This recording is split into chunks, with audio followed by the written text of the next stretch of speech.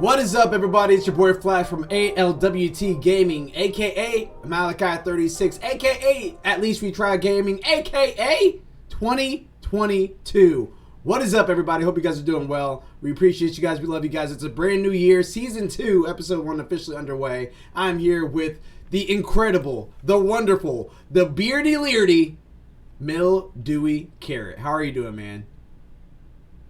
It's 2022, starting a new year, so starting off okay. Still alive, still kicking, still gaming. Yep, still cooking, still looking. You know what I mean? And of course, this would not be a complete trio without the one, the only. He's not going for stripes. He's not going for spares. He's not going for shiny. He's not going for the corner pocket like I always say. It's the 9-ball. What's up? Not too much. Not after that entrance. I'm doing good though. It's been a good New Year so far, but it's just starting and it's gonna get better. That's good. That's what I like to hear. I will say right now, real quickly, this whole time as you guys were talking, I've been trying to get back inside this freaking fantasy gaming league thing, and it's not letting me back in again. It's doing a stupid thing. I don't know why it keeps doing this. It acts like I've never had this account before, but I definitely do. But anyway, you really have the account? I do have the account. I mean, I've been keeping tabs on it the whole time.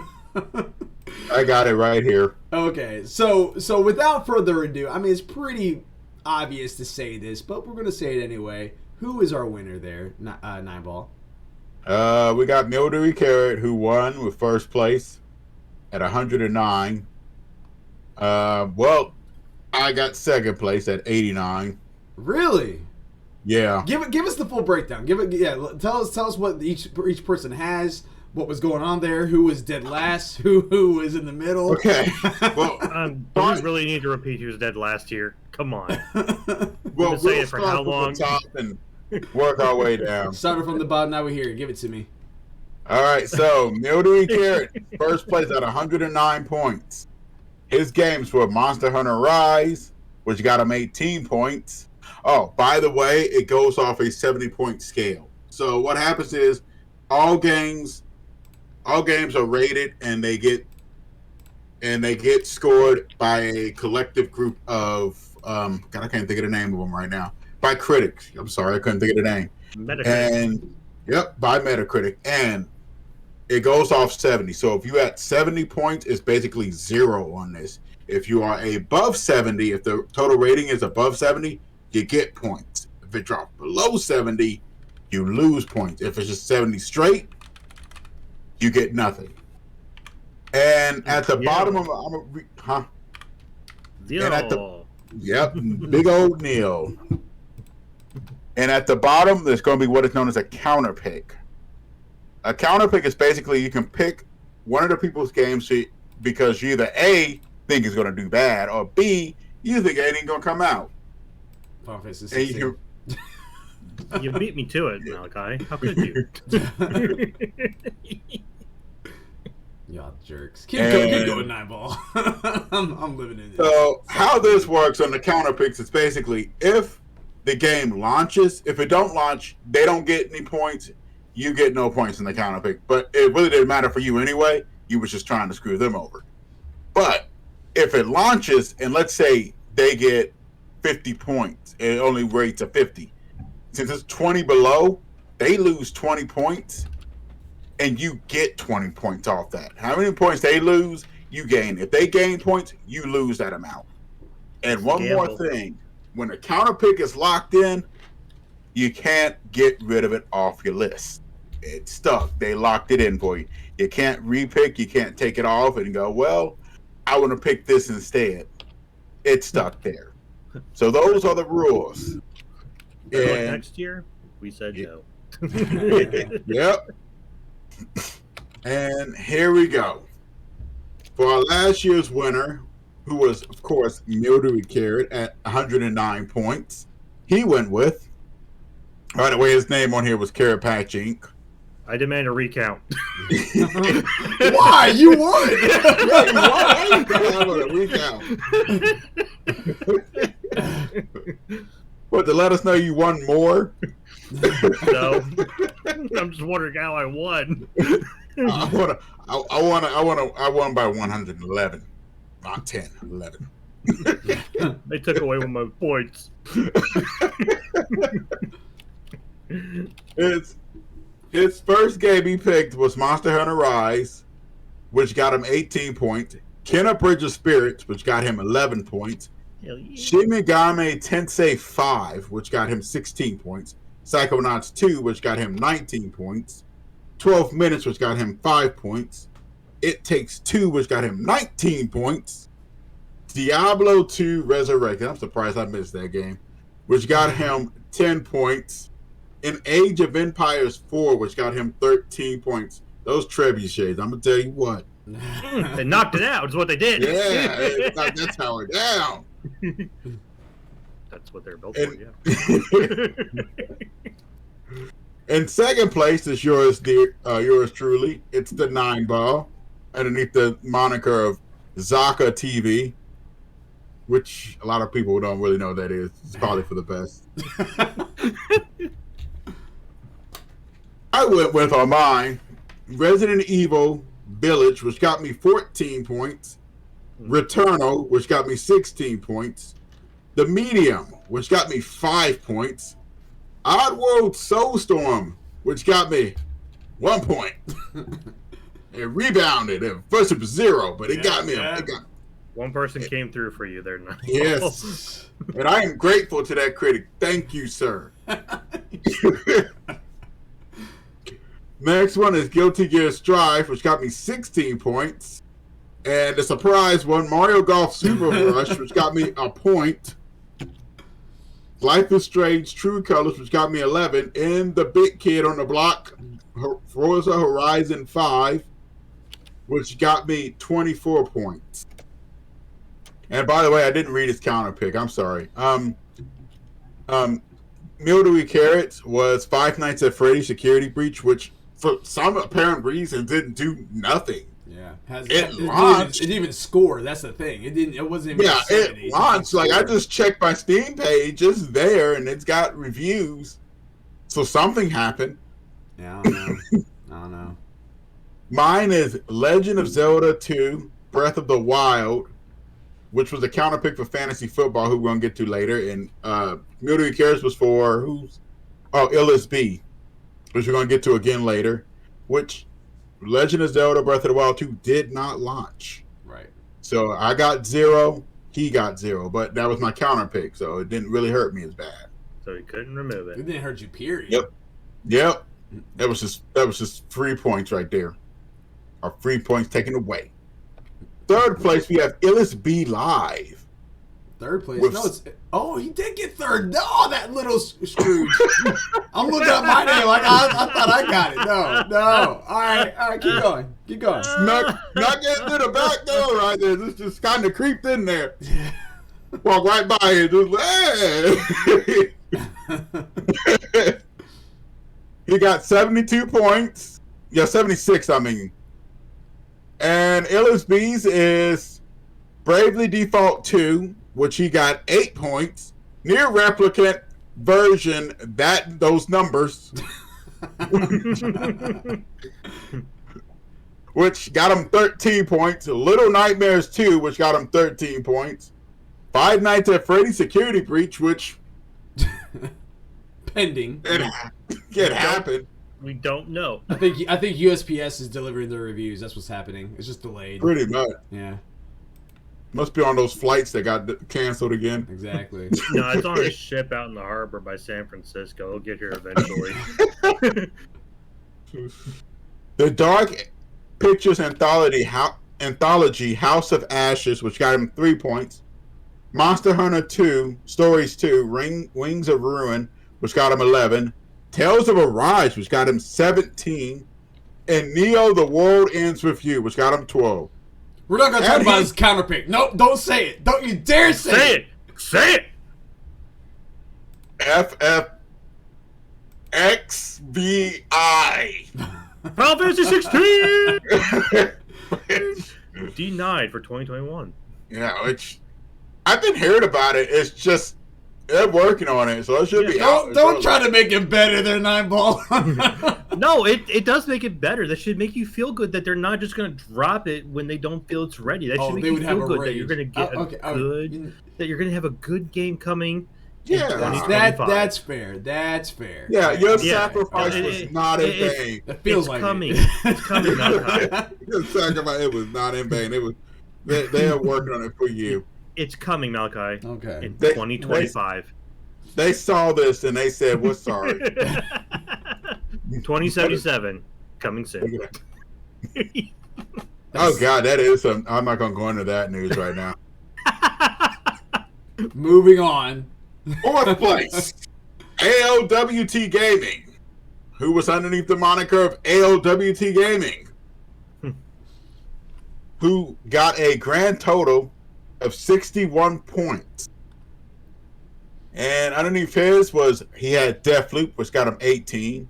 Halo Infinite, which got him 17. I'm kind of surprised at that one. I thought it would be actually higher. I think it was higher actually at one point, and dropped a little.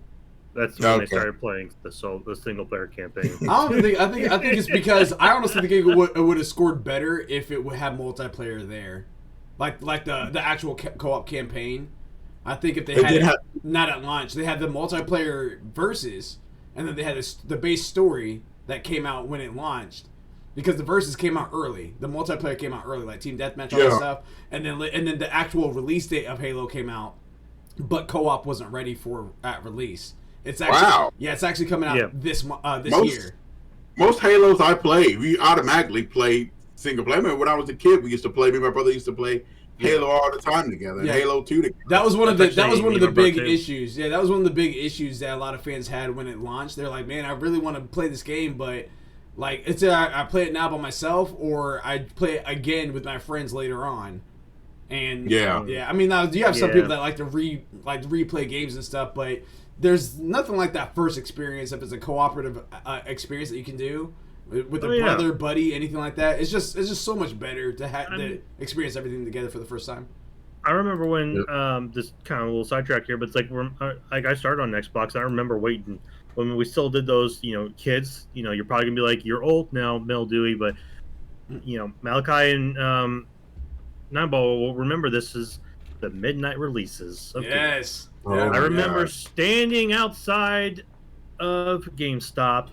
Dad's in the car because he had to take us because we were underage. We were sitting out there waiting for Halo 2 to drop.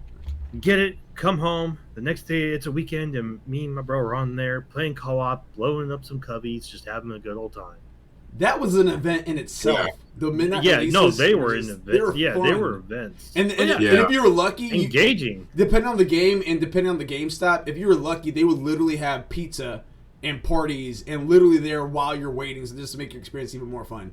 I can't remember which one it was, but there was a 3-game drop release, and one of my GameStops I was at, like literally they had a DJ there streaming live, having fun, doing like a fighting game tournament there while we were waiting for midnight for the release. Yeah, like it's those were good times. And yes, like I said, I just dated myself and all of us here, but that was what we looked forward to. And the fact that you're going to be like digital launch, you only got single player. It's like, I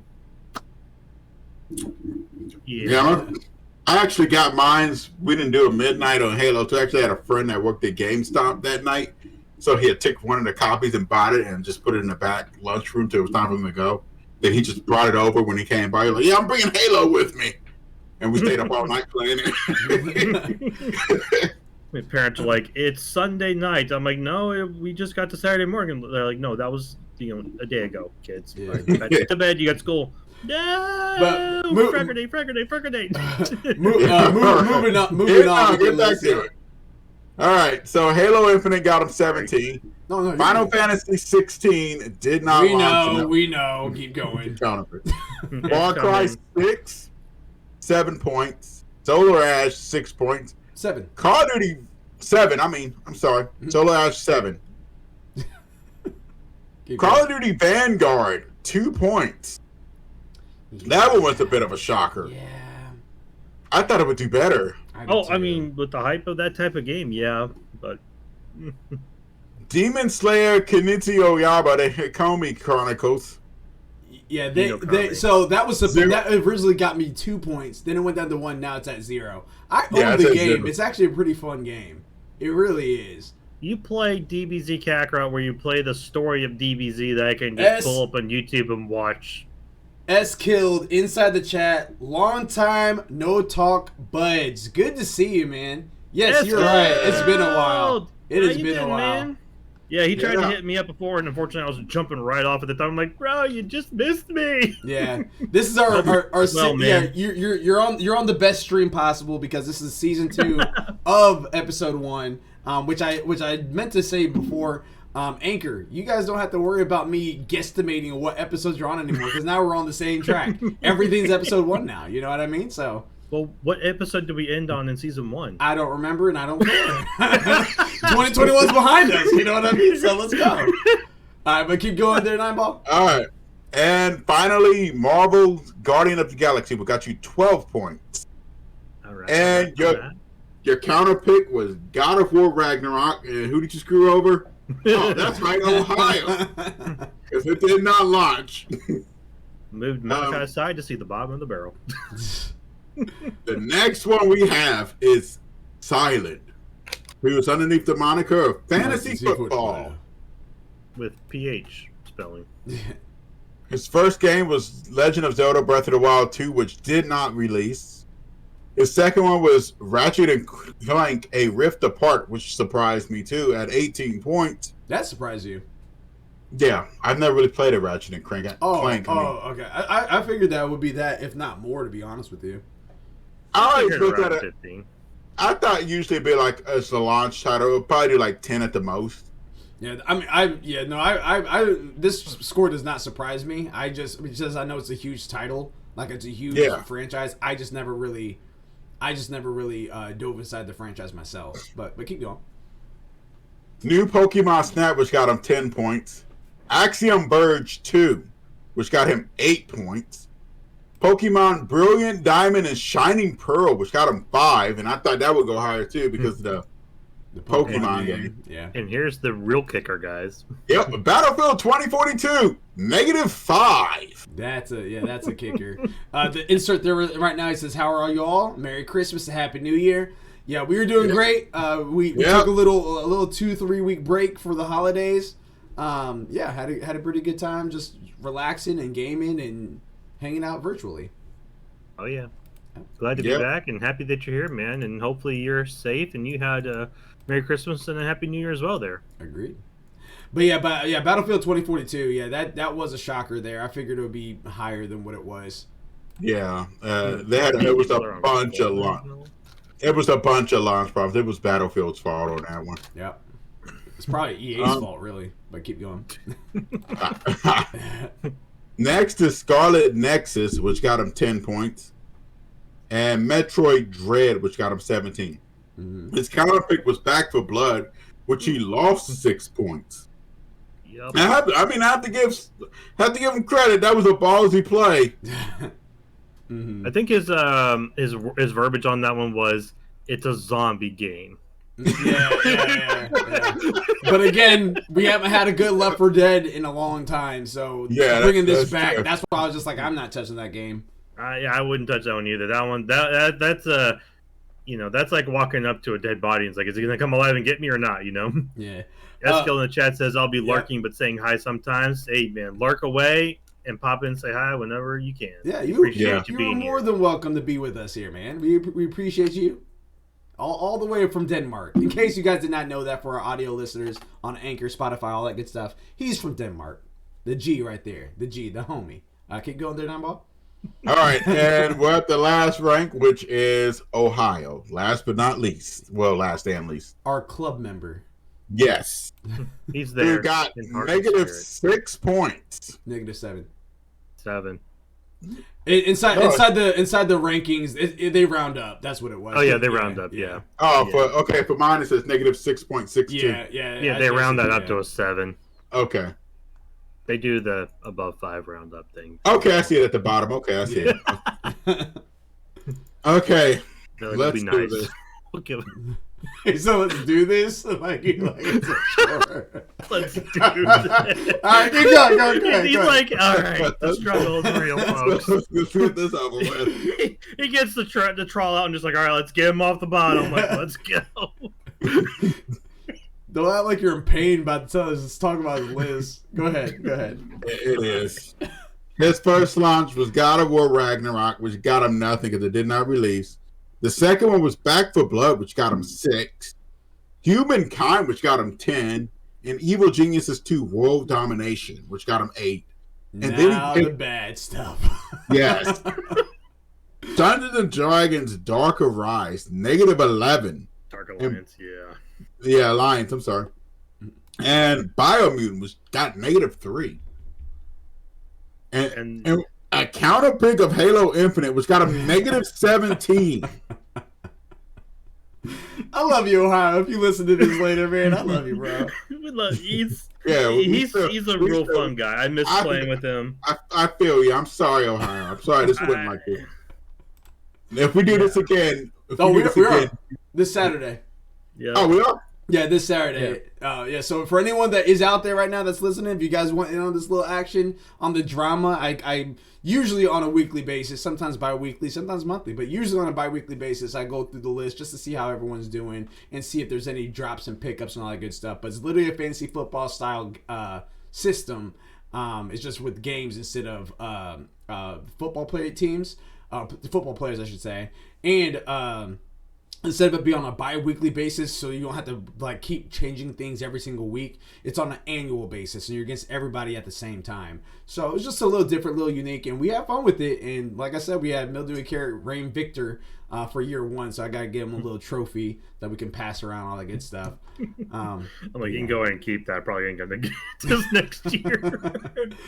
But yeah, so if you guys, and we will be doing our picks live on this Saturday, 6 p.m. Eastern Standard Time. So if you guys want to see us kind of have drama during the picks portion of this for 2022, by all means, there will be drama, there will be carnage. But yeah, so just wanted to throw that out there. But now we're 20 minutes in. I wanted to definitely go over some of this news that we have right here for ALWT Things Gaming. Yeah, oh yeah, no, that's all. It was all good talk, all good discussions. And once again, congratulations, Mildewy Carrot. It was harvest season for you. It was harvest season for you. I got lucky. That's all I gotta say, because there was a lot of drops that were going on, and yeah.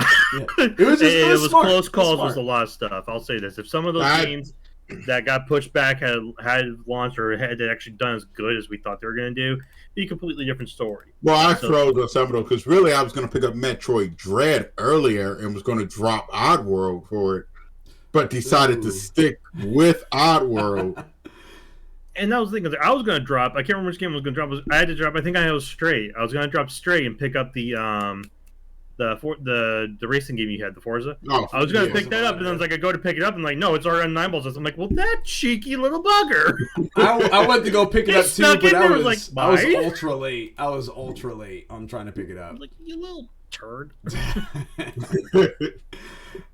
So we have 5 stories. Well, really 4 stories a day. The 5th one's more of like a anticipated games that's coming out this year. 25 anticipated games I wanted to talk about. But the very first one is actually kind of a surprising one. It's part of the thumbnail that we have, which is DBZ Kakarot, a game you don't really hear about much, to be honest with you, going strong. So Wesley LeBlanc from Game Informer says this in their story. If you really enjoy anime and games based on popular anime titles, then there's a good chance you're already a fan of CyberConnect 2. That's because that's the developer behind the games like Demon Slayer, Kimetsu no Yaiba, the Hinokami Chronicles, Naruto Shippuden, Ultimate Ninja Storm 4, and Dragon Ball Z Kakarot. During a recent Pyro Live New Year's Eve Special 2022 live stream, as reported by Gamatsu, Cyberpunk 2 President and CEO Hiroshi Matsuyama, Just say Cyberpunk. CyberConnect 2. Yeah. Hiroshi Matsuyama said that all 3 of the games have sold really well, revealing that the worldwide sales numbers for each, which frankly speak for themselves. Building off that momentum, CyberConnect Connect 2. Now you almost have me saying it. Cyber Connect 2 is ready to reveal the next game next month. According to Gametsu, Matsuyama said during the live stream that the team will announce a new game in February with a planned release for it in the summer. The CEO also said that the new title will definitely get people talking, and that is a game that, quote, promises to be something like that will shake the world, end quote, Gametsu writes. End story. So here's the thing. Because I own Demon Slayer Kimetsu no Yaiba.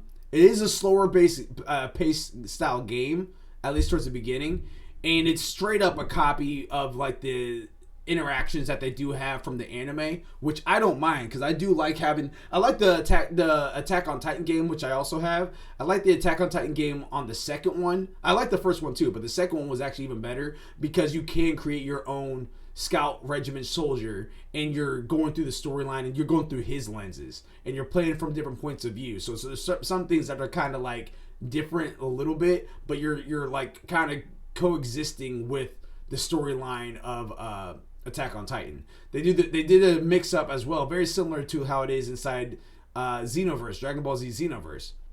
They did a very similar thing like that too as well. I like that a lot. I definitely like that a lot. I don't mind the games that have you go through the straight of the story if you're connected with that anime to that degree. For me, I like Demon Slayer a lot.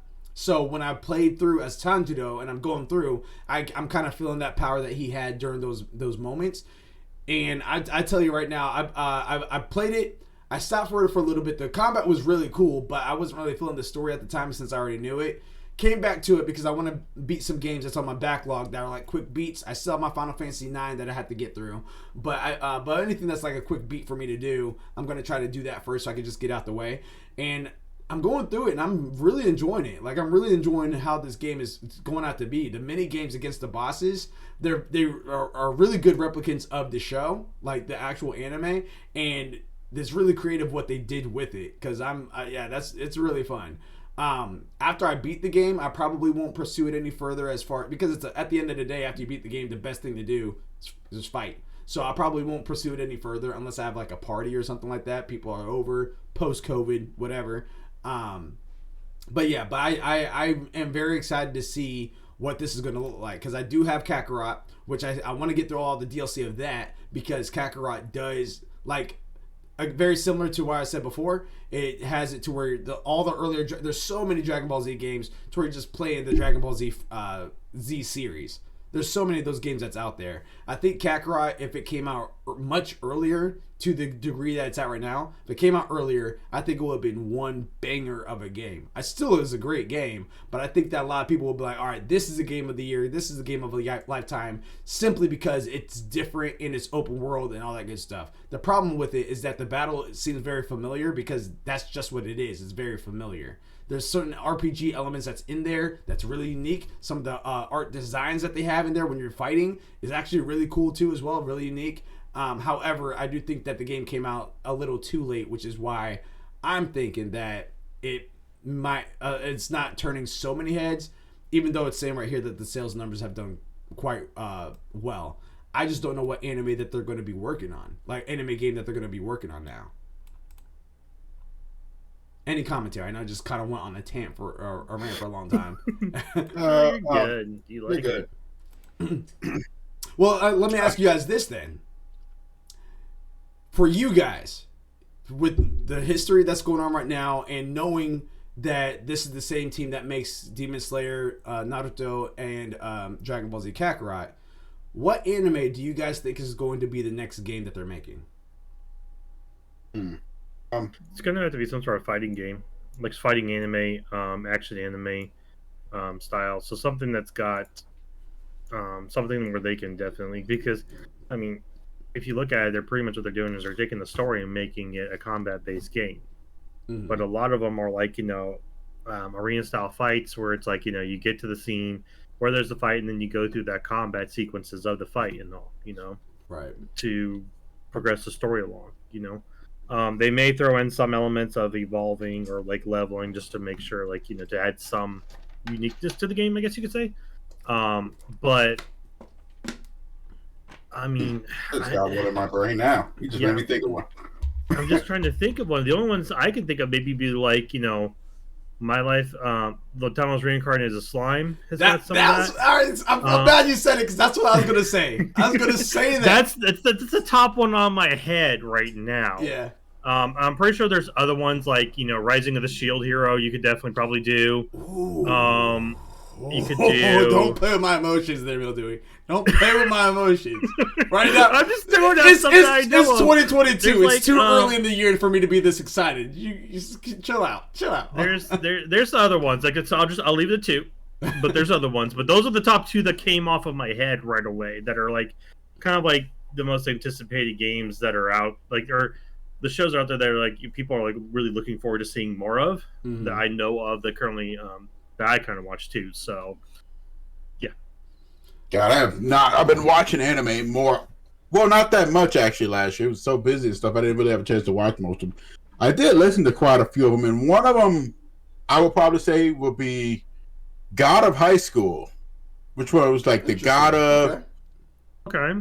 Could actually become one. The one I was thinking of. I can kind of see that. God, what was the other one that I was talking about? It sounded like that could have been a video game where you had like the legends fighting each other of history, record of Ragnarok. No. Yeah. Record of Ragnarok. The Record of Ragnarok. I was also, since you said the fighting each other, you could bring back Fate Stay Night. Yes, you can. There's a ton of games on Fate Stay Night. I was about to say there is a Fate Stay Night one which I've actually wanted to jump into and get. I just have yet to actually pull the trigger. It's one of those. That's one of those animes I keep trying to watch, but it's so confusing. Well, it's only confusing if you're trying to find which one to start with. Which I ended up finding the formula of it, but now there's new ones that's coming out that it's kind of like it's throwing me off. Where am I? It's like just watch it; it'll make sense eventually. Because out of the Fate series, the first three are the only ones that are kind of connected, and then after that, it just goes off the rails. Like the only thing that might have any. Like the only even Saber is kind of different to a degree in each one, so it's just like it's its own thing. You can't really collect them all except for maybe the first three, and it's Fate Zero, then Fate Stay Night, and then Fate Stay Night Unlimited Blade Works. Okay, it's weird. I actually just thought of another one you could throw in there. Okay, which one? Misfit of a Demon Key. You can't. Is it? You can't unless you're gonna do something like the One Punch Man game. Because that's the One Punch Man video game. That's what I was thinking of. Is like it's a stupid comedy version one. Just like you're just having just fun. It's just a stupid fun game. I'm not saying it to be a serious one. It's more the ones you just have it and you're just like ha ha ha ha. How about it's already a game out on it. I was gonna say Black Clover, but I was like, is there already a game out? And there's a Black Clover game. You are correct, but it's actually not. It's actually not good. It's not good at all. Is it below a 70 on your list? It's below a 20. Yikes! And I like Black Clover a lot. So yeah, it's pretty. It's pretty. What bad. did they do? You can play the. I don't want to play. I don't want to play. If you're saying you, the person who plays these games and really love them, and you're saying it's below 20, I don't want to go near it. Yeah, it's pretty bad. That was the thing. My hardware space is precious. I was actually really close of just buying it because I was just like, I love Black Clover. Let me go and do this. But I was like, you know what? There's a trial here. Let me try it. And I didn't even get. I got to Yami. I played a little bit of that. There's some elements that were cool, but no, it's just not a good game. It's just not a good game. The games that all right. So here's a few games that I want to throw out there. So. Two of mine is what Mildewy had already said. So one of them is That Time I Got Reincarnated as a Slime. I don't think that they would touch that one. If they do, awesome. I'm all for checking it out. But I think the best way to tackle that game is making it by a visual novel. What do they say? Toei Tecmo, whatever. Oh, yeah, the people that do the wuxia styles, the Dynasty Warriors. Yeah, the Dynasty Warriors styles. I think that Time I Got Reincarnated as Slime will be perfect in that fashion. And actually, it might be Rising of the Shield Hero style more. Well, I was gonna say Rising of the Shield Hero. I would actually make that an MMORPG. I think mean, that it's would already be been great. introduced into an MMORPG group. That one we did for the 9 to 5, I can't remember which one it was. A while I know ago. which one. Caravan something. Caravan. Yeah, the Caravan Stories. Stories. Well, yeah. that wasn't and that's the thing. It was a They just featured it. It was yeah, like it was a yeah. partnership, but kind of like the Smite battle passes and stuff. yeah, but Yeah, even but- with that though, like when we did play that, I enjoyed that portion of it of the Caravan Yeah. Stories. I love that. We actually didn't even go for the story. We're like, hey, let's just go ahead and try and farm this Yeah, shit. and then there's even a few parts where we actually did like link up, and we're like, that was probably one of the coolest things is that when we were able to link up and fight that big old dragon that kept on kicking our butt. Like I even though we were losing, I was having a good time playing it. Like it was just one of those things where it's just like, all right, we're super underleveled, but can we beat this guy? That'll be awesome if we can. I love that portion of it, so I would love to see it as its own thing as an MMORPG. Yeah. Okay. And then two more that you guys probably are not thinking of. One of them is the style of it would be a straight up fighter, and it would be a fighter similar to Tekken but more fast paced, going off of walls and all that good stuff. Baki. I was thinking of that one actually. I just didn't say it because I didn't know much about it. I know Bucky, and I've heard some stuff about it. It's just, I feel like you've already got Tekken, you've already got Street Fighter. Tekken's you've over got, though. I mean, it's over, but it's like you've got this stuff. I mean, if you were looking for something to try and revitalize, the whole Ring Fighter, Street Fighter type thing, yeah, Baki would be good. But I'm just like, I don't see much of that. I mean, like you got Mortal Kombat, but other than that, like I haven't heard much of like really like fist fighting games recently. Yeah, so, that Melty. Oh God. Guilty I mean, you Gears. got Melty Gear, you got Grand Blue. Guilty Gear, Melty, Grand Blue. Yeah, you've got those. They all utilize the arc. They use that arc style fighting. Yeah, the 2D. Yeah, the 2D style. I'm saying not necessarily 2D, but literally 3D, like a Bloody Roar almost. Like, Yeah. you're talking like Mortal Kombat. Like, Yeah, Mortal Kombat, Bloody Roar, Tekken style. I mean, you could probably Oh. do that, but I think the more the arc like style, if they eight-way did it, movement. you You know. can like move around. Exactly, yeah. But like I said, you don't see much about it. Like you got these ones which have weapons and abilities and stuff, but it's like, yeah, Baki apparently does get abilities like after like the first season, which is apparently the second season, which is what they started on Netflix, if I remember right. Yeah, Baki Hanma, the second. There's Baki and Baki Hanma. Baki Hanma is not. It's just showing like pretty much how Baki came to be because it's all before Baki. Yeah. So and then like that you could probably get away with, but it's like, with how like they did the I've already forgotten the name of it, the one that just came out, Jump Force. Oh, that's I mean, you could probably blame mechanics for that one, but it just seems like, at least to me, because I don't get too involved in that genre, is that the fighting games aren't as, as high up on the list of people's prerogatives to get and all. So that's why I wasn't like, that's why I didn't think like, a fist fighting game would be there. Like if you got something where like if you have fists with magical powers and swords and other stuff like that, maybe. But also more of a story to it as well, too. Even because I'm like, no, I'm not trying to, like I said, I have never watched it, but to me, Baki just sounds like you're going to each spot and you're just trying to like beat each person and trying to level up. Kind of like, what am I trying to, what I'm thinking of? It's an old anime. He's got the spirit gun. Oh, you're talking about Yu Yu Hakusho? Yu Yu Hakusho, and Okay. like where it's like, they have a story, but then they get to like this just a big tournament thing. But it's still fun and all because it's kind of like DBZ. They have like story and then they go to some tournaments, or then they have story and go to some tournaments. But it seems like with Baki, like I said, never watched it, so I'm just going off of thought process here of like a fighter. It's like you're kind of just like in like just these fight scenes, doing these fight stuff, and then maybe you have like some side, character building, and then you go to another fight. Backside character building, go to a fight. It's like, that's actually Baki. Like normally, because I'm right there with you. Like normally, when I watch an anime, I like to have that story and everything like that. The story for Baki is actually very, very, very, very subpar, very, very generic. There's not even really a story there, really. They have like little encounters. They have creative encounters, which makes it interesting. But at the end of the day, the main reason why people watch Baki is because of the action. That's really it. It's not like how it's going to be for Sword Art Online or Seven Deadly Sins or anything like that, to where there's an actual story progression and they're getting powerful. This one's just like, there's no story progression. There's the main plot where it's just him wanting to beat his dad, possibly kill him, What about? But that's it. That's pretty much it. So pretty I much think- like standard. So standard like Tekken. Yeah, Street Fighter. Exactly. It literally Okay. is like that to where. I mean, if people are into it, you probably could get a fan base because I'm pretty sure they've got like a fan base, small like cult base there. But like I said, I just don't feel like I hear or see much about. I need a fighting game. It's more like There where are my is- actions, where are my shooters? You know. There's actually a huge fighting fan base for them. Well, yeah, PlayStation just bought like one of one of the big conferences that happens with the fighting conferences. They There's PlayStation bought the that. Evo tournament. I think that's what it was. I think it was Evo. Yeah. I have two, like, on my channel, like, I have Maximum Dodd, which he is huge into fighting games. Great YouTuber, by the way. Maximum Dodd. Yeah, Maximum Dude, I'm sorry.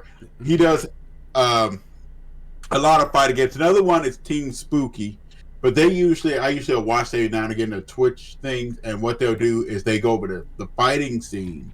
Mm-hmm. There's a huge thing there. I mean, like you, I've never really seen Baki.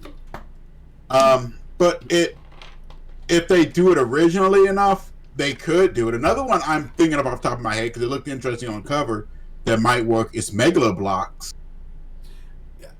So Abs, Not familiar with that one. Hey, it's Abs and Gravity both have seen that and they've been trying to get me in it. I just have yet to actually jump in it. What So is I it? don't Megaloblocks. Yeah, I don't know. I don't really know much about it myself. It looks Funimation? like a Funimation. Like- Yep. looks like a boxing style anime. It looks like that one could also go into the fighting side if they do it originally and unique enough. It can pierce into it. Yeah. It could. I mean, because even if you're going that route, you might as well go old school and go Ippo. The boxer Ippo, whatever. Hajime no Ippo. Oh, you have to review. Yeah. So, I mean, so it could definitely be done. And I mean- and there's definitely a huge cult phase when it comes down to the fighting community for Fighting sure. community is massive. Yeah. It is. Like I said, I don't get into it, so Yeah. I don't know. But Yeah, it's not my cup of tea either. But I have a couple. Like I used to play like Dead or Alive back in the day. Yeah. Soul was kind of- Calibur, Dead or Soul- Alive. Yeah, Soul you know. Calibur, yeah. Yeah. Since you guys are mentioning this, actually, one that I read the manga. I haven't watched it. I don't even know if it came out as an anime. History's Strongest Disciple. Huh. Hmm. Yeah, I don't even know what that is. I don't think it came out as an anime. I'm not sure, but I read it when it was a manga. It's pretty much about this kid. He falls for like a really cute girl. Turns out her grandpa's the owner of a dojo, and he's got like several masters that are there. And like to really try and start dating, he has to try and like master all these forms and all, and be like an expert karate person. It's just a stupid, hilarious story about this wonky, just nerdy high school kid eventually just becoming like a martial artist, and just like his like that. evolution through it all. Like it's actually a really good story. Like I said, it's one of the few that I've read that are like fighting style like animes or mangas. So since you guys were talking about them, like that's the one that kind of picks up that might be a good one because it's got a story and it's got the evolution of combat and they're up to the final point. Mhm. You know, One thing I will say though is that because for a lot of the stuff we mentioned, I think are actually pretty good ones. But of course, they're going to go. CyberConnect's going to go for animes that are not just good. They're going to go for them that are known, like worldwide Yeah. and stuff. So one thing that I think will also I think that time I got reincarnated as a slime, fantastic choice. But I don't know if it's known enough worldwide on the same level as Dragon Ball Z and Naruto and stuff like that. One anime that it's I don't getting think. there. Oh, I think it deserves to be there. in my Naruto opinion. and DBZ have also Been around for a long time, yeah. They've been around for a long time, but the They fact can do that like One Piece. They've they've really. they've already been doing Yeah. that. There's already One Okay. Piece's games out there. There's already One Piece games out there, so Yeah. they're already doing that. But I'm looking at stuff that's like it's getting there. Like Reincarnated as a Slime's getting there. What about Jujutsu Kaisen? That's actually what I was about to say. I was about to say that was I actually. just almost forgot all that. My Yeah. niece was trying to get me to watch Yeah, it. I started watching it. Jujutsu Kaisen's already at that level. Like Demon Slayer's there, Jujutsu Kaisen's already there. That was actually going to be the one I was going to recommend. I was going to say we have all these lists of anime games that I think would be great ideas. But if you're thinking about on the level that's already there right now, that people are just cannot wait for season 2. It is going to be Jujutsu Kaisen. It's up there even higher than God of High School. It's up there higher than Is It Wrong to Pick Up Girls in a Dungeon? is higher than all those other anime types that I personally love. But I just know that if I say Jujutsu Kaisen, I wouldn't be surprised if I'm walking down the street and I was like, "Hey, Jujutsu Kaisen," and people are like, "Oh yeah, I like that anime." A lot of people. Yeah. If I go down the street, I'm like, "Hey, that time I got reincarnated as slime," they'll be like, "What's wrong with you?" I've never heard of this one, so I'm gonna add it to my watch list. Jujutsu Kaisen's a fantastic one, absolutely fantastic. Oh, you never heard of that one? Yeah, absolutely fantastic. Flash has been telling me about it. My niece was trying to get. I was supposed to start watching. Ohio. Yep. Ohio. Yeah, it's a fantastic one. Looking at some of these trailer thumbnails, and I just see one where it's like this Bleach monster's face smiling when two guys are just looking at each other. I'm like, the frick is this? And I know one of the biggest reasons why. I mean, obviously, it's a big. There's a reason why it's known globally is because it's already good. But one of the biggest things that I think had to interest most people into it is that they have a character in there that seems to be like this version of Kakashi. Yeah, I see him in there. And he is dope as all. His name is Gojo, and he is dope as all get out. I think I remember you in Ohio talking about that. Yeah, dude is a monster. But yeah, so. We'll have to wait for February, which luckily for us is not very long to find out what Cyber Connect 2 is going to be working on here. But to keep this information train going along, I want to talk about story number 2, which is Hideo Kojima on the prowl. So John Carson from Game Informer says this. Hideo Kojima ended up tweeting his 2022 plans a week after the release of Famitsu's New Year Ambitions feature. Only this time he clarified some of what he might be working on. Kojima tweeted this on January 1st saying, quote, "This year I'm going to start I'm going to start a new work in earnest and move to the next level of the experimentation with a radical project. I'm also hoping to get this video team going and may start doing something like a radio project." End quote. So Hideo looks to be working on 4 main projects in different levels of Why development. Are they teasing me? 4 main projects of different levels of development and progress, 2 of which appear to be the games, or at least games related in the new work he's beginning, and the radical project that's evolving more this year. The other 2, though, are happening in the video and audience space, both of which I can see the Metal Gear director relishing the opportunity to work within. Hopefully this isn't like last time. Hopefully this isn't the last time we hear of these plans in the upcoming months. I can't wait to see what kind of ideas Kojima has cooking that he has considered quote unquote radical. So you said, why are they teasing me there, Nineball? Elaborate. So when you said this, I immediately looked up Hideo Kojima on GameSpot, and you already know who they're hinting at. It starts with an S, ends with an H. So yeah.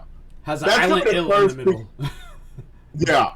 That's going to be the first thing everybody jumps to.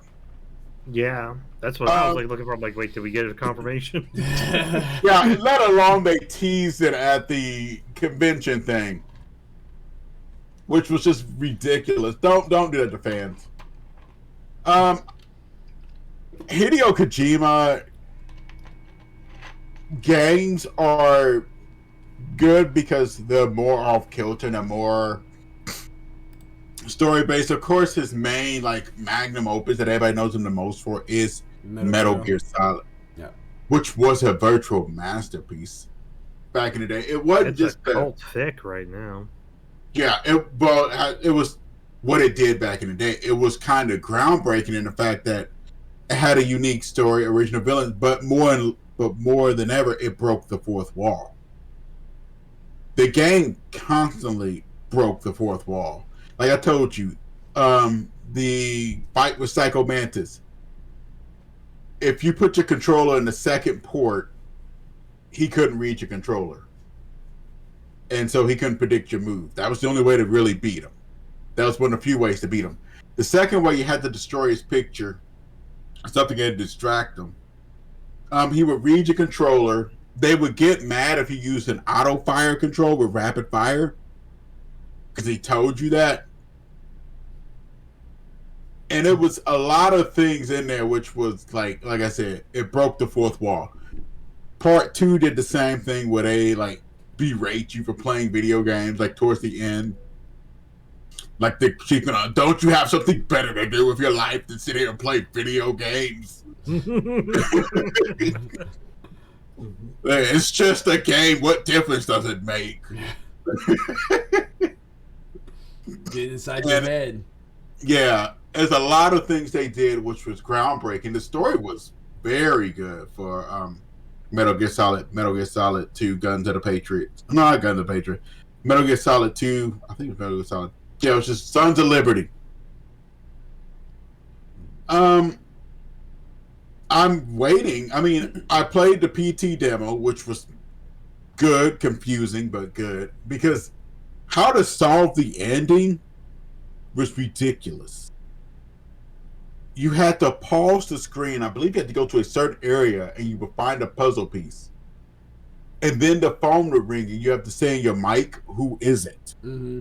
And then the person would answer. And that's the thing. I like interactive stuff like that. I just don't like them in horror games. You know what I mean? Like, it's just not happening. I'm not touching them. And if he does a Silent Hill game, it's right up his alley. Silent Hill games are good because they're mainly psychological horror. The creatures in Silent Hill, particularly 1 and 2, every creature in there, this is why people get mad at the movies of Silent Hill, is that they don't recognize that the creatures on Silent Hill 1 and 2 were all aspects of the character. Mm-hmm. Each villain was there for a reason. Pyramid Head, for example, like if you've seen the movies, right? Flash? Nope. Okay. Nope. You've seen Pyramid Head before, right? Nope. Have you at least seen the meanings of them? Yeah, I've seen it. Yeah. Okay. Like, yeah, you at least know the creature we're talking about, but Okay. I've seen them, Nine Ball. All right. I know Silent Hill. The Pyramid Head really represented, like when they go into it, it really represents his need to judge himself. Like when he does a real guilty action and he feels like he needs to be punished, Pyramid Head shows up. Everything in there, like, you know, the nurses, like the sexy nurses. Yeah. Oh yeah. You're like, hello, oh nurse. It had a lot to do with his repressed sexual emotions, because when you find out, like, I hate to, well, I'm kind of spoil it for the ending, but you find out, you find it at the end that really his wife was dying of cancer. That's the reason why, you remember Mariah on Silent Hill 2? Yeah. That was what he wanted his wife to be. Oh, I didn't get that part. Damn. Yeah, that's why she looked exactly, because he kept saying, you look exactly like my wife. And everybody was facing their own creatures. Like, the one man... That explains that part, no. You kept seeing the dogs, because that one man was torturing animals, and the dogs were his version. That's the reason why on Silent Hill 2, that little girl didn't have any problems. She didn't have no nothing. No demons. No skeletons, demons. She was a little girl. And she kept saying, everybody's crazy here. and she's just running around. Everybody's seeing things. The one girl, I'm trying to put this in a way where we won't get in trouble. Her dad did some bad things to her as a little girl. Mm-hmm. And that's why the creatures look like that. They look like somebody was on somebody on a bed. And it was just, it was disturbing. And she ended up taking her own life. Everybody was pretty much messed up in the world in that game. Yeah, wasn't that why they had I remember what that called. They had that freaking. That's the reason why the last boss looked like a woman in a bed, because he felt chained to his wife because he couldn't do nothing because his wife had cancer, and he felt kind of, he felt guilty about it, but at the same time, that's why Pyramid Head is still showing up. He felt guilty, but yet at the same time, too, he felt kind of strapped down. Yeah, it was like a world where it's like it showed all your sins and all, but it's like, I think it started because of like a church cult that was there, right? Yes, it was oh my God, there's like, I'm not going to go into it here because it's going to take hours, but I'm trying to think about it. Trying to think of what channel it is. Sorry, There's Malachi. I have to find it sometime. There's like a channel that goes over the entire history of Silent Hill and the cult and what they did to Alessa Gillespie and how they tortured and did all that stuff. And it's a whole history. I have to find it sometime, but the game is pretty good. It's just Konami does what Konami's going to do. Like if you watch, like there's a channel called Gamers with a V, and instead of going into the history of the game, it goes into the production of the game. And really, Konami took the game for some reason and outsourced it because they wanted to make it more Western. And it really didn't make no sense because Silent Hill was good on its own. They didn't need to Westernize it, and that's where you ended up going off. We got the Silent Hill, like Homecoming, Downpour. You had that PSP game, which was a dungeon crawler. It's sometimes Konami does weird stuff, but I'm hoping that it is Silent Hill. At least one of them could stop doing this to us. And I'm gonna try to just stop it here because I'm not gonna go into like a 2-hour rant and rave about Silent Hills. As you guys can see, ladies and gentlemen, he's very passionate about this particular topic. He is to Silent Hill what you are to Final Fantasy, Malachi. Going on over to you there, Mildewy. What are your thoughts about the Hideo Kojima coming out with two new possible game projects and stuff? But like, what does this do for you? I mean, it makes me excited because he's, with what Nightball said, just with what he did with Silent Hill, and then with Metal Gear Solid, he's got an excellent portfolio behind him. So to see the fact that he's talking about like a new IP that's going to be experimental is going to be very interesting to see what he comes out with, because what he did was already experimental and groundbreaking beforehand. Now he's got his hands on brand new technology and the stuff that we've got nowadays. Kind of interested to see what he's going to come out with. Oh yeah. By the way, did y'all see? I mean, okay. I'm gonna bring up a game. Oh boy. Stranded Deep. Yeah. I mean, yeah. Stranded Deep. Yeah. Not Stranded. Not Stranded Death Deep. Stranding. I was going to say Stranded Deep. I'm like, wait a minute. Death Stranding. Death Stranding. I'm sorry. Stranding. I'm thinking of Stranded Deep right now. Death Stranding. We're gonna play some stuff later, guys. I mean, it's not a bad game. It's very unique of a game, and the graphics are beautiful on there. Oh yeah. I just think that for Death Strandings, if we knew what we were getting into first, yes, that's what the problem was. Yeah. Yeah. It's different. Mm-hmm. Yeah. And it needed to be explained better. Yeah, it was just too. I mean, again, Norman Reedus, great actor. I just was not. It looked too weird for my liking. It is very weird. It's not as graphic, but it was almost on the level of Scorn as far as how weird it was to me. So I was just like, I'm not into this. I wouldn't put it in Scorn's level of style. It's a post-apocalyptic Earth, pretty much. Mm-hmm. Like the world's basically done by ghosts. I don't want to spoil it too much, but it's kind of hard to explain because you got this world and it's got these creatures known as BTs, or beach things. You have, of course, you've seen in the trailer, the BBs, the beach babies, the Death Stranding, and you gotta. It's kind of like people say a UPS simulator where you have to reestablish mail and kind of reestablish communications between places, stuff like that. Yeah. The post-apocalyptic parts, it's when people. Let's just put it like when people die. It can get crazy quick. Gotcha.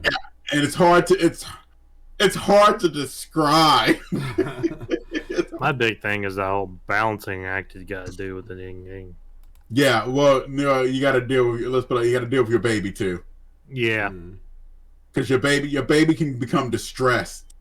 So you got to keep your baby calm on certain parts. If it gets panicked too much, it'll shut down. Well, I'm already. I can't play that game because I failed that class in high school. So I got so pissed. I just took the flour sack and made some freaking donuts out of it. I remember they used to give us eggs back in the day. Yeah, it's just for certain games like that. It just seems like I'm down for creative stuff, but when it starts getting inside the realm of weirdness, that's when I'm like kind of turned off by it, and that's what the vibes I got from Death Stranding. Like I never care to start or finish Death Stranding at my current state right now. I just don't. Fortunately for y'all, I will be trying to again. Okay. We appreciate your sacrifice. Yep. It's not being sacrificed though is story number 3, which is the PlayStation VR is in view. So Hiron Cryer from Games Radar says this in their story. The PlayStation VR PS5 headset is reportedly scheduled to enter enter mass production. Yesterday, on January 3rd, a new video from YouTube channel PSVR without payroll revealed that users on Chinese forum site QQ, I guess, claimed that the Chinese manufacturer, and by the way, I'll spell that for you guys for audio listeners, it's XQEQIU.com, claimed that Chinese manufacturer is helping the Japanese developer make VR headsets as well as more units for their consoles. As PlayStation is the only major Japanese developer which sells both consoles and VR headset, it's practically a given that the company referenced here is Sony. That points to the new gen PlayStation VR headset entering a mass production relatively soon, according to the new YouTube video. As the channel rightly points out, it's been a fair while since we've heard any concrete information on the new VR headset from Sony, and even longer since the headset was first unveiled near the beginning of last year. End story. So I know that none of us really play any VR or anything like that, but this does make me excited for the future of what it can be. I know that Oculus has been taken off. Don't get me started on Oculus. Yeah, I know that Oculus is taking off, and PlayStation VR for me is something that's always intrigued me. I still would like to get inside my PlayStation VR for PS4, but at this point of the game, I think since that is now previous gen, I think I'm just going to focus on the PS5 if there's anything that pertains to me on that one. The controllers for the PS5 looks really dope. Like, it's not just like little, like, it's like actual cuffs that cover your hand, so that way you have movements all over. They have the haptic feedback that's going to be in there with the DualSense triggers and all that good stuff. I am very excited for what this is going to have. Needless to say, I won't be playing any horror games in that thing. But I'm very curious. Oh, you're not getting Resident Evil 4 for it? Nope, not touching it. But I am very curious to see what the future is going to have for that. Is it going to be something I'm going to get at launch?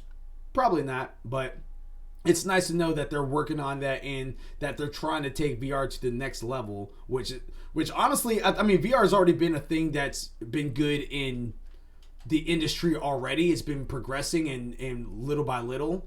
But I think that adding those DualSense features inside your VR is already good. It's already great inside the controller.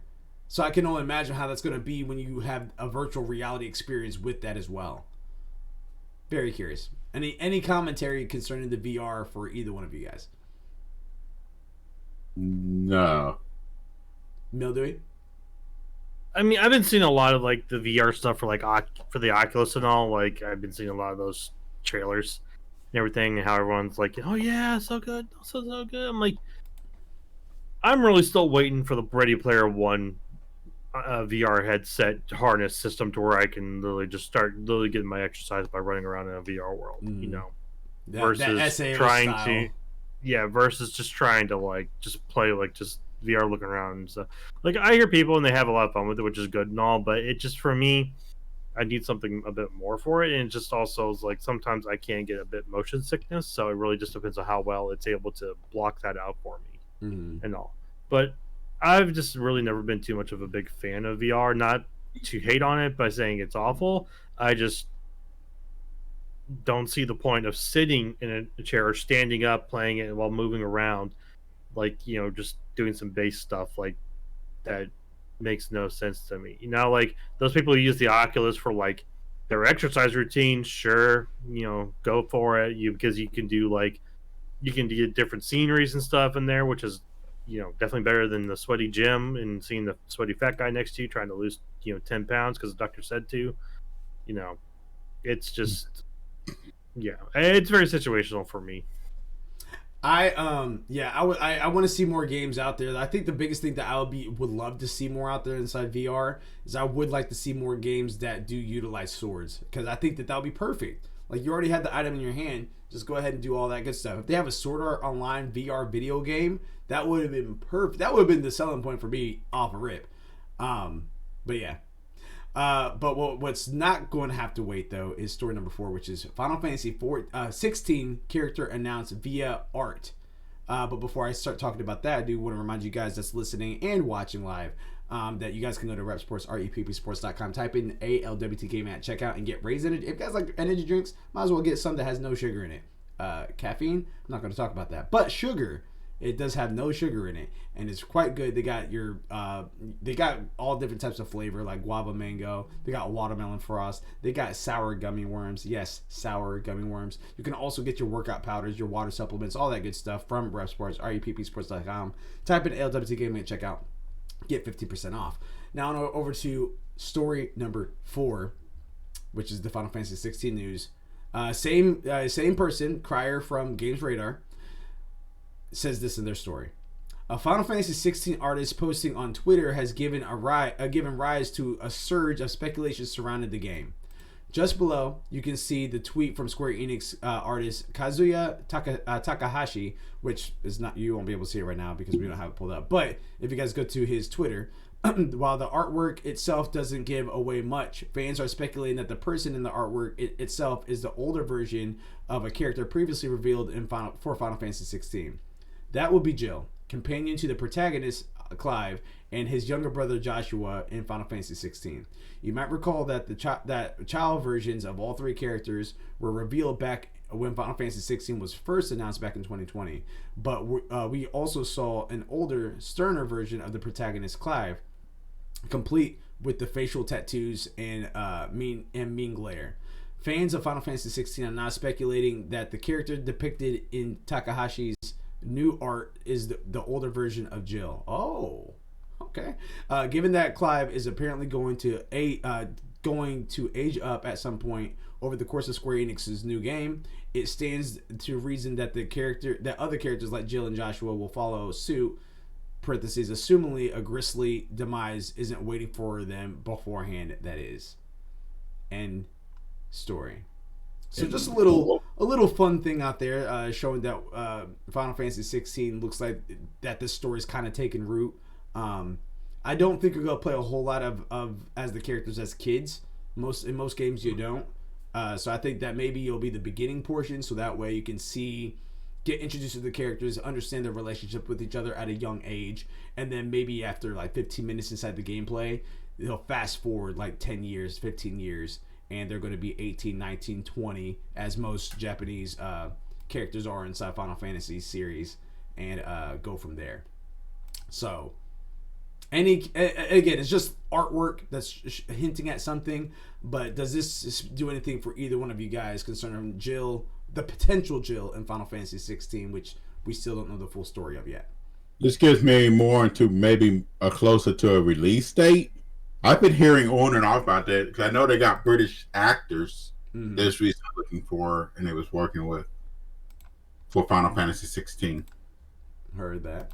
So, you know, it's still in production. It is, yeah. I don't think it's going to launch this year, though. I would like it to. I know. Yeah, very much would like it to. Mildewy, anything for you with that? I mean, kind of along the same lines as Nine Ball. Like, yeah, I'm glad that they're showing stuff. You know, they are keeping fans going, saying, "I'm here." You know, we're here. We're working on it. It's slow going. COVID, give us a break. You know, but it's good to know that they are still working on it. But I am with Nine Ball. I'm kind of skeptical on a release of this year just because of how much we've given. Unless they've been holding out a lot more than we expected, and they've got something for us. But even if that's the case, it may not be till like end of the year, if at all. I think more than likely, learning my lesson from our fantasy gaming league last in 2021, I think that it's probably not going to happen. Like, if they might announce something around the E3 window or the Summer Games Fest window at the earliest, and then next year is when at the earliest is when we would see it. Probably not till 2024. That's They're what. supposed to be holding some kind of event. Let me look real quick. And this is 16, right? Not 14. 16. I just seen it on my page. And as he's looking up that, one thing I do want to point out that I do like is that some people were wondering if it was going to be Final Fantasy 13 universe that they're in, or is it the Final Fantasy 14 universe? They talked about crystals, and looking at the design of the chocobos, it looks like it's definitely Final Fantasy 14. So I'm very curious to see how this campaign-driven game is going to be living in that world. Because There it is. if that's the case, I'm getting the best of both worlds, man. I'm getting the best of both worlds. Go ahead there, Nineball. Big reveal. The next big reveal. This is on Eurogamer.net, by the way, and it was done by Ed Nightingale. The big reveal for Final Fantasy 16 will be in the spring, following delays due to COVID. Interesting. Yep, producer Naoki Yoshida, who's also been busy with the recently released Endwalker expansion for Final Fantasy 14, wrote an update on the game's website explaining it's been delayed by almost half a year. When we last spoke, I promised more information on Final Fantasy 16 sometime later in 2021, Yoshida said. However, I regret to inform you that I was able to keep my promise, as complications stemming from the ongoing COVID-19 pandemic have delayed the game's development by almost half a year. I'm just going to skip down some. But he said the release date for Final Fantasy 16 remains unknown. More information is due soon. When was this article made? This was made January 4th, today. So that just kind of confirms even more of the speculations that we had that Final Fantasy 16 is not launching this year. Yeah, but they put out like a big reveal sometime this spring for it. Yeah. So so I mean that's cool, but we're not getting it until 2023 at the earliest, and I'm thinking late 2023 at the absolute earliest. So unfortunately I can see it, and like they said, it's not because of constraints or stuff with the tech and all. It's with COVID screwing them over, guys. We've got Omicron variant out there that's increasing, and there's a lot of countries that are like, and everyone's just like, oh shit, like crap, like, oh, we thought we were good, and it's like, I'm here. Like, hello, boys. I've really got to hand it, by the way. I mean, this can be a bit off from 16, but I got to really hand it to how their lead, Naoki Yoshida, has been dealing with things. With Endwalker and stuff. Well, even with Endwalker and with Final Fantasy 16, because he's very open about it and he's very honest about most of the stuff he's been sharing. Mm-hmm. Yeah, we have problems. We're not saying we're perfect, and he's not making up some have done sorry stupid answer like some of these other people.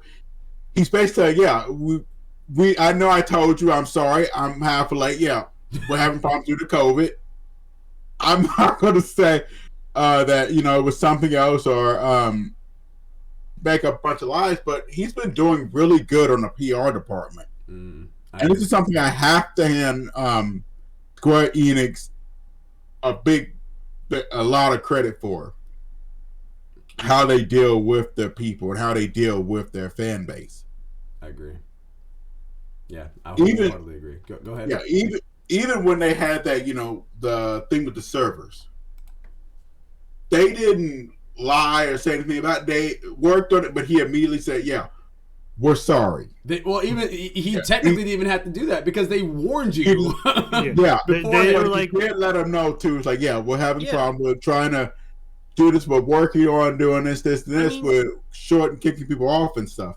Didn't you give them a warning beforehand saying, like, because of this expansion, we expect a queue? But then they got the queue. They're like, yeah, we thought it was going to be big, but y'all just... Yeah, exactly. Like, pretty much they're like, Yeah, damn. I'll say this, they handled it way better than the Amazon Q simulator. Yeah. But there's news on that, too, but I didn't even bother putting it in there. What, they were launching the Q Simulator too? No, it was it was an article out there where a player was able to find out that you can get fish from a bush.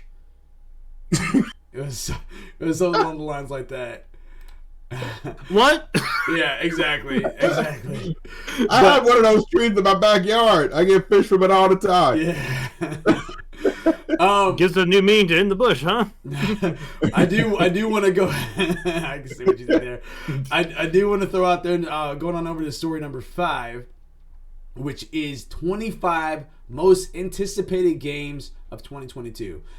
Joshua Duckworth had has an article about this on Games Rant. If you guys want to read the whole thing, actually, you know what? I'll read it. It's short. Yeah, I'll read it. So on here it says, as it stands, 2022 is slated to be one of the biggest years in gaming in recent memory, and here are the most anticipated game titles this year.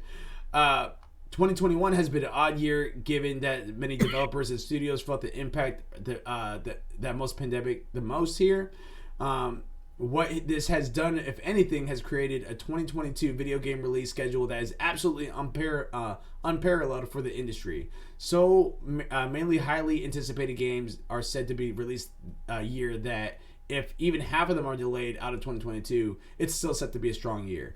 I first of all, pausing there for a second, I wholeheartedly agree. The beginning portion of 2022 is already stellar. But moving on.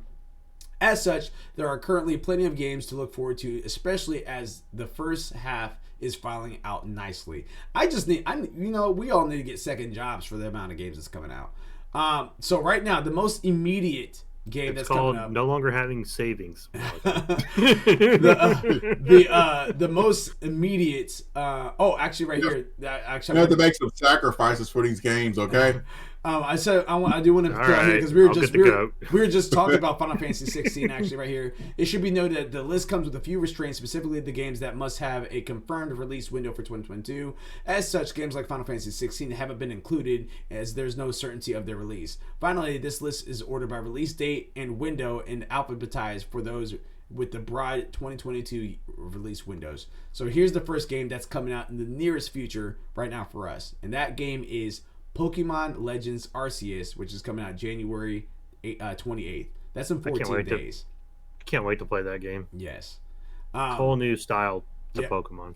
Yep. So just on a brief, and for each, I do want to talk about each one of these games. If you are interested, just want to give me like a 20-second overview of what you are most excited about this game for, and are you picking this up at day one or not? I want to start with you, Mildewy Carrot. You already kind of started talking a little bit about it. Pokemon Legends Arceus. What's going on there? You're on the clock. If I can buy it day one, I will. The reason I really like this game is because you got open world, not fully open world, but definitely zone exploration capabilities, free roaming capabilities. The battling system looks very unique and all. And then I want to know. I just really want to delve into the story. Like, I've always enjoyed delving into the Pokemon stories, but because of the fact that they've got the different twists to it, and it's all it's all pre to the Pokemon. It's the prologue to the Pokemon series. Literally, like it's in the past versus the current, present, future of the Pokemon. So I'm very excited to see how they've done this and go from there. All right, are you picking up at day one? If I can, I will. All right. 9-ball, 30 seconds. Go ahead. Oh, it's Nintendo Switch. You don't have a Switch. 9-ball's like, I mean, do you want me to talk about it? But I can't play it. All right. Well, it's not that. I'm not huge into Pokemon. So okay. Even if it came out on PlayStation, I would probably wait. Okay. Well, I mean, it's not going to because it's Pokemon, so it's Nintendo. But yeah. Yeah, in the off chance, okay? Yeah. The off chance. Yeah, and the fact that the world actually comes together and we all sing Kumbaya, Apple and Google get along and synchronize, then it'll occur. Yeah. Until that time, we shall have the war of the systems. For me, Pokemon Arceus, hold on, let me get my clock up to make sure I'm on and time. All right. For me, I am interested in Pokemon Arceus. I am kind of curious to see if we can do like any co-op play on that at all, or if it has to be single player entirely. It's not something that I'm going to pick up at launch, but I do have my eye on it. And part of the reason I'm not going to pick it up at launch is because I already have so many different games I'm currently going through now, as well as the games that's coming out in the future that I really want to get my hands on. So that's where I'm at. There we go. And raise your hand if you want to talk about it, because if I don't see any raised hand, then I'm just going to move on. Dying Light 2 Stay Human. All right, just me. All right, Han, I'm getting the timer up. All right. So for me, I'm excited for Dying Light 2 because again, I played the first one. If it has any correlation with that one, if we can, if it's any relevance to, it's like a sequel. If it's anything like that, I'll be very excited to play that. I enjoyed it thoroughly when I was playing with Gravity and Hey It's Abs. We had a lot of good time with it. But yeah, I'm not picking up at launch because this is a game that I would only play with friends. Outside of that, I don't see myself having a whole lot of fun with it. Coming February 4th. Yeah.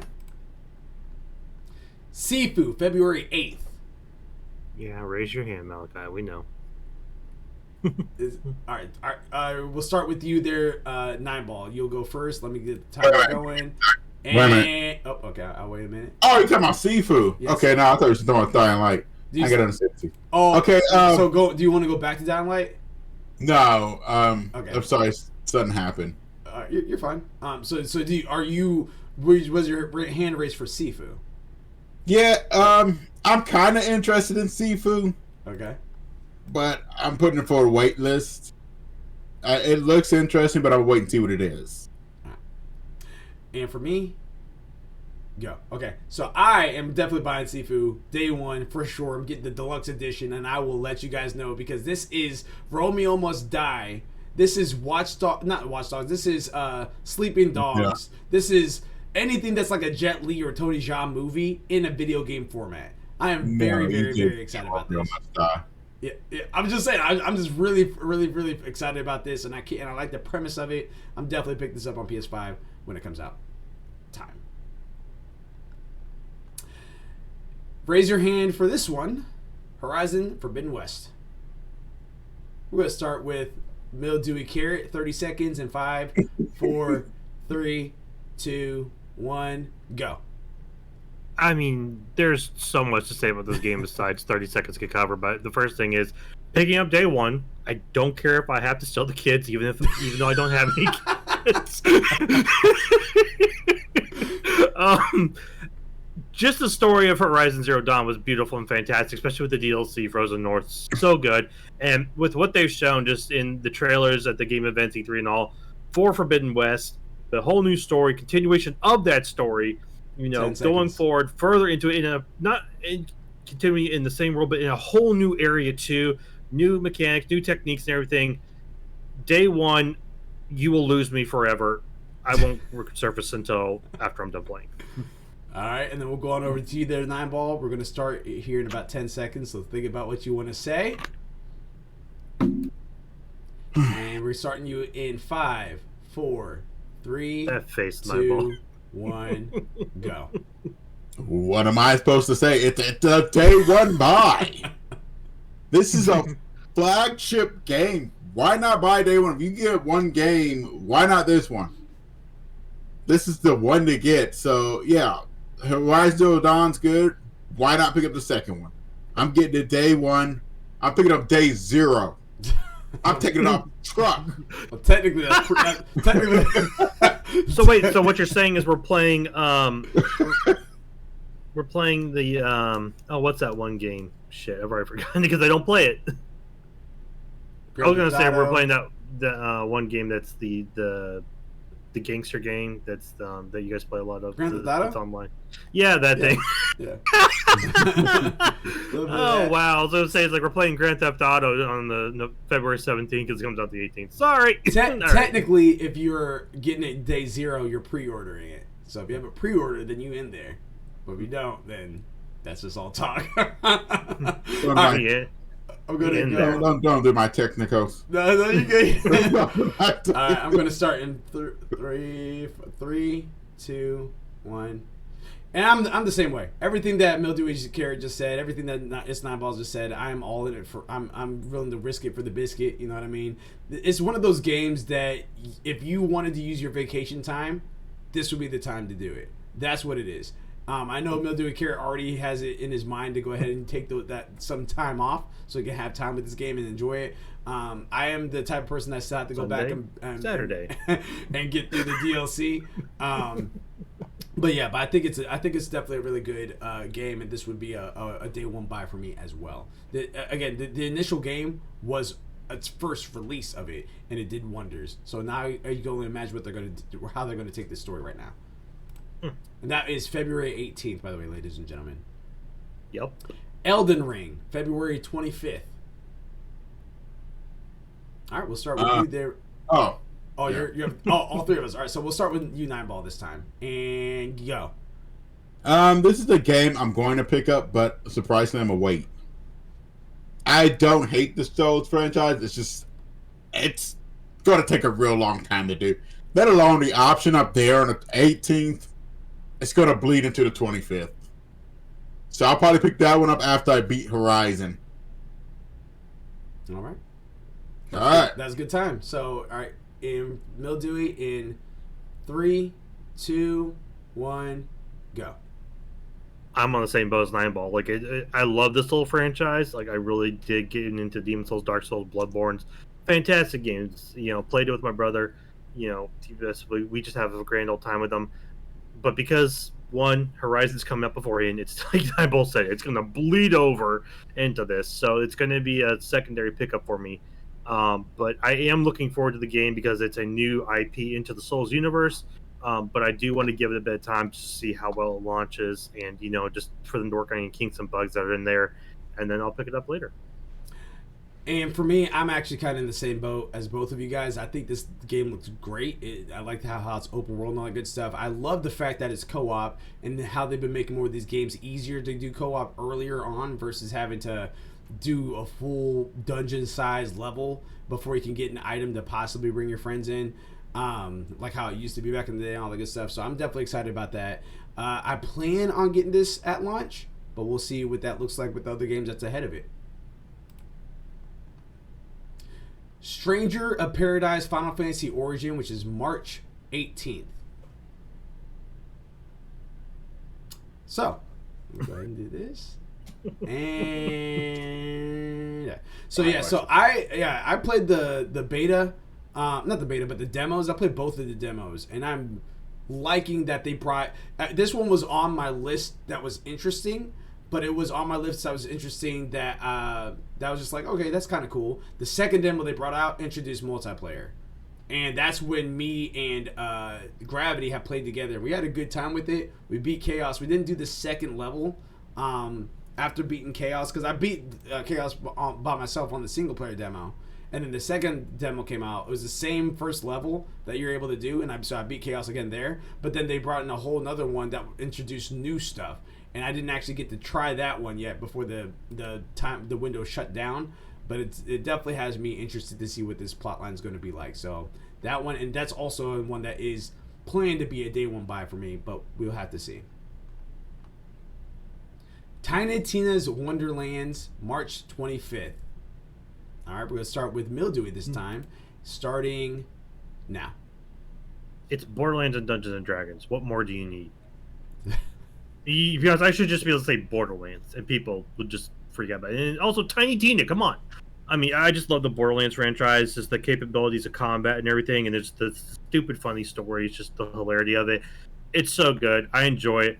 And the fact that they're making a game kind of off of, like, they did a little DLC with this as a little bit of backstory on, I think it was like Borderlands 2.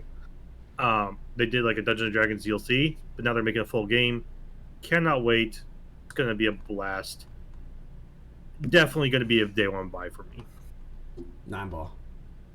Day one buy. Wasn't too convinced at first when I first heard of it. I was like, "What? I thought they already did this. I thought it was just a cash grab." The more I'm watching it, the more the ridiculousness and just stupidity just kind of catches on, and it looks like it's going to be that just flavor of fun game. You can just pop in and just have a good time. So it's a day one buy for me. That's Borderlands in a nutshell.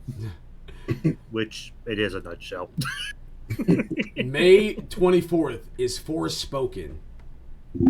I'm going to start this one. Right on the money. I think this game looks gorgeous. I think this game looks beautiful. I like the concept of it. It's a fish out of water type game to where the girl literally is from modern era, like just modern time periods, like me and you, just Brooklyn, whatever. And then she goes through a portal, and then next thing you know, she's in this whole fantasy world, but she still speaks and acts like how she is from Brooklyn, which is really, really, really, really cool. And it brings that movie illustration element into video game format, which I've never ever seen done before. So this game, yeah, exactly. You don't really see a whole lot of isekai style games out there. And it's like not like an isekai spinoff of an anime. It's a whole new thing, ground up. I'm very excited about this, and on top of that, it's just for PC and PS5, so that tells you that they're going to put a lot of effort inside of the mechanics. Nothing's going to hold them back because they don't have to hold it on a last gen console. It's only going to be able to move forward. So, let's go on over to you, Mildewy Carrot. I mean, it's going to be a fantastic game. Definitely going to be a day one buy for me if I'm able to. The graphics look fantastic. The mechanics look really cool with a lot of the parkour capabilities that they've got in there that they've shown us, along with some of the magical concepts that the character has. The fact that she's trying to figure out her place in this world and get back home really kind of brings forth a really good story, especially with the world that she's thrown into. Kind of gives me almost like an Alice in Wonderland feel, in a way. Not like to say that it is Alice in Wonderland, but just the fact of like going to a world trying to save, even though it's not your own mind that you're trying to save and get through. But it definitely was very kind of like, okay, it looks good at the beginning, but then with what the recent trailers have shown, it's definitely going to be, if I can, a first day buy coming forward. Looks fantastic. Graphics, the gameplay, and story. 9-ball. 30 okay. I don't really know with this one still. Like, I've seen trailers. I'm going to get it, but it's just when.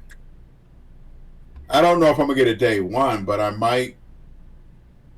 If I see any more and I see a little bit more, I might like. But I'm just not fully convinced on this one. I like it. It looks good. Don't get me wrong, but I'm just want to see more of it. Sounds good. Next one. Saints Row reboot, August 23rd. All right, Mildew, you can start it in 3, 2, 1, go. So, Malachi hates me because I love Saints Row 3 and 4. I love the stupidity of it. I love the hilarity of the whole game. Just doing stupid shit in the world with your gang, just trying to get through your story to the end plots and all. Fantastic, awesome. I die laughing every time I play the game. Like it's just so good. Saints Row reboot, I thought was going to be kind of like maybe like the reboot, kind of like Saints Row 1, where it's like was very trying to be Grand Theft Auto-ish. This doesn't look like that. It looks like they kept the same stupidity. Not like full though, like full Saints Row old style, but very like toned down, almost I want to say Borderlands-ish maybe, to where it's not over the top, but I mean, well, Borderlands kind of gets over the top too a lot of times, but it's got that still gangster, shooting style with a lot of comedy and stuff mixed into it. So I'm actually very much looking forward to this, and this is going to be a definite day one buy for me. Like I said, because I really love 2, 3, and 4 of Saints Row. And that's actually, I'm right there with you. So first and foremost, I don't hate you. I love the first Saints Row. I love the second one. The third one I liked, but that's when I start seeing it get really goofy. And then after that, they just went completely off the rails to a part to where it was just a little too goofy. But this one, I think this has that same energy. I feel like it still has that goofiness to it, but it's not as over the top. I think it's a good balance from what I'm seeing from the trailers and stuff. And what's also nice about it is that they do have the co-op in there, so we can play together and have a good time and get through the campaign together on that. So, which is always nice to have. A nice little feature to have. Yep. Yeah. So that's Saints Row to the 23rd. And then next up, Starfield, November 11th.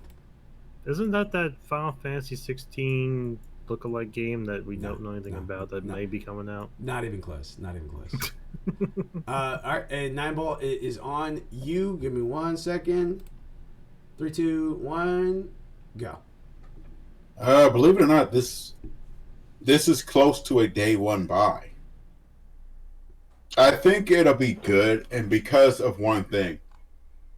Bethesda holds a pretty powerful community behind them. And the reason why I'm probably going to buy it on PC and we're going to mod it. If it sucks, we can still mod it and make it work. It just works. Todd Howard.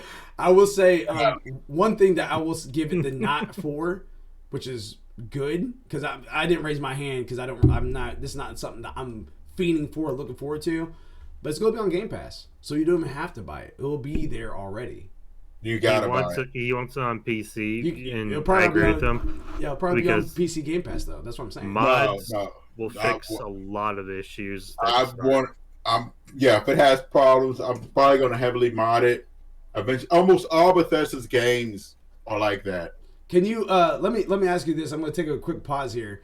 Games that's on the Game Pass app when you download them to your console, can you not mod that? Probably not. I never tried. So, they actually kind of had this with Fallout 4 on the PlayStation. Bethesda actually had to put in like a Bethesda store on it, like an update to link a store. You don't they talk. would allow certain. I'm talking about it, where you could link in some mods that were allowed on there. It is not the full community. The modding community is way bigger, and they didn't allow all the mods because I think the problem is because it's still run through the architecture of like the Xbox or PlayStation system. Like it's the script extenders. They normally have you get script extenders for them. Well, yeah, like Fallout and Skyrim have like there's some for the really good ones, for the really good mods, there's script extenders to allow for better fluid dynamics and everything and better scripting runs. But I think a lot of it comes down to just like the capability of connecting in with it. Now, I don't know how Game Pass's architecture works, but I would pretty much think it either runs on Microsoft OS or it runs on like an Xbox architecture, like almost like an emulator in a way, if it's on the Xbox thing. But because they only have certain games on Xbox versus on the Game Pass on the PC, it might be different, where they have like a system percept where it runs it through the OS. But like I said, I don't know if that's an emulation or not to it. So there's that, and I don't know if anyone's tried to port through it because a lot of times when they do through like their services, a lot of times it's the scripts are security blocked, so things that would be changed by mods wouldn't be able to access into it. Gotcha. So it's next one up, Lego Star Wars The Skywalker Saga. Okay, got 30 seconds starting. Oh, it's starting now. I just want to say I love Lego Star Wars games. It's just because as a child, that's what I grew up building and all, and I just love the hilarity and stupidity that comes with a lot of the stories. Like it just makes it cute and fun. So, and I can't wait to see what they're gonna do with this one because actually, from what I've seen, it actually looks pretty decent, and I've loved the Star Wars universe. So I can't wait to see what they do with it story wise. So I wouldn't say day one pickup, but definitely is on my list. Kirby the Forgotten Land. It's Kirby. It's Kirby. I want to know more. It's Kirby. Redfall. Oh, nobody like Kirby. This Redfall is one that is. Do you guys raise your hand for Redfall? Yeah. Okay. So yeah. So I'll start it then. Let me. 3, 2, 1. Okay, so yeah, Redfall is one that's on my list. It looked interesting. It looked unique. I do like that. It looks like it's a 4-player style game, almost like a Back 4 Blood style thing. But again, like so, right now I just need to see gameplay because right now all we saw was a CGI trailer of it, and that's pretty much it. And yeah, I need to see gameplay. It looks interesting. Again, looks for Back 4 Blood-ish, and I already have it because it'll be on Game Pass. So, all right, Mildew, on you. And go.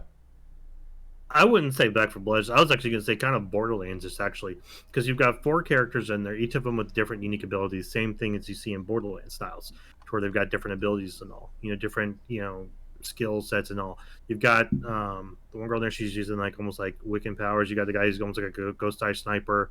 You got the tech girl, and then I guess you got the scientist who's just always getting them in trouble or something, But it definitely looks like you could be 4-player co-op, which would be awesome.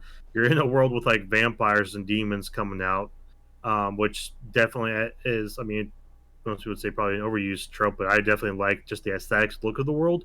And want to know more about it. So I'm not going to say day one buy, but definitely has my interest, especially if they kind of keep going the way they're going with it, with what I've seen in the CG trailers. And you raise your hand too there, Nine Ball? Yeah. I'm kind of I'm kind of in the same boat with you there, Flash, because it's interesting. It's kind of like where what is that one I just mentioned? Starfield is. I want more of it. I mean, it's interesting. It looks interesting, but I want more of it before I say too much about it. If they could show me something that or give me gameplay, I probably would pick it up. And it needs to be priced right. Well, it's going to be on Xbox Game Pass. Price won't be an issue. Exactly. I'll pick it up then. All right, and then there's one more that we're going to mention because it is showing on here. It's supposed to be on this quarter, and then I'm just going to kind of go through the other games just to kind of keep on your list right there.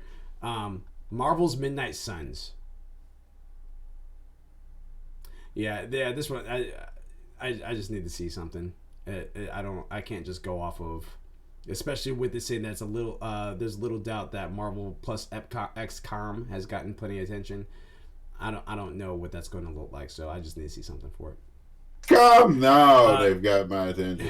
So for just throwing out the games that keep on the radar to look out for are games such as this that's supposed to be coming out this year. Right now, there's just no release date or anything like that. Lord of the Rings Golem, Dead Space. Oh, I'm getting that day one. A Plague Tale Requiem. Yeah, I'm getting that day one. Avatar: Frontiers of Pandora. That looks amazing, but I want to know more about it. Bayonetta 3. Definitely getting that. The Callisto Protocol. That's a PUBG mixed with Dead Space. Yeah. I want to know more about it because we've only seen CG animation trailers. Yeah. God of War Ragnarok. If it comes out. Gotham Knights. That looks interesting. Hogwarts Legacy. Definitely am interested in that if it comes out, but I want to know more. Suicide Squad Killed the Justice League. Oh, hell yeah. Yeah, that's fun. That's going to be fun. Zelda Breath of the Wild 2. Do you even need to ask? Just for that. And that I've got Breath of the Wild and I still am playing through it. Like, good lord. And that is all the games 25 games that's anticipated to come out this year. So there you guys go. And that's just the start of the year, folks. Yeah. With what we've got. There's more coming that they haven't even told us about. Yep. And once again, like I said, you guys don't have to listen to me try to guesstimate what episode we're on. It's just episode 1, season 2, ALWT Things Gaming. As of today, that actually concludes our episode for the day. So we appreciate you guys that's been coming in and out. And that's been chiming in with the comments, such as Eskild, the boy out there in Denmark. But also wanted to give a shout out to all of anyone that's listening to us on Spotify and Anchor and all of that. We appreciate you guys. We love you guys. If you guys have any further questions or concerns, you guys can always go ahead and email us at leastwetried.game@gmail.com. You guys go to our website at www.alwtgaming.com, which stands for At Least We Tried Gaming. Social media platforms, just type in ALWT Gaming, and if we have a platform there, it will pop on up, such as Twitter, Facebook, Instagram, all of that good stuff, and more. I am Malachi36. This is It's a Nine Ball. This is Mildewy Carrot signing off for our very first episode of 2022. Again, as a reminder, no stream this Thursday. However, we are doing our draft 6 p.m. Eastern Standard Time this Saturday, 6 p.m. I don't even know what time that is for you, Eskild. I know you're in Denmark. Can someone look that up real fast? Are we doing that? What time is it in Denmark? Okay. At 6 p.m.? Or even now, because that would give us a good idea. Let's see. Eastern Standard Time into Copenhagen. So it is currently, 8 p.m.? So it is 2 a.m. It's 2 a.m. right now? Well, it's like 1:44 a.m. there, but yeah. Snap. Yeah, power to you, Eskild. Power to you. Eskild's already in the next day. Yeah. So, can you give me lottery numbers there, Eskild? But yeah, help a brother out.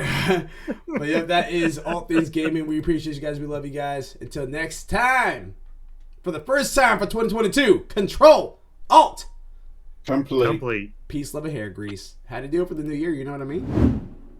Seriously, we got just let it happen. Yeah.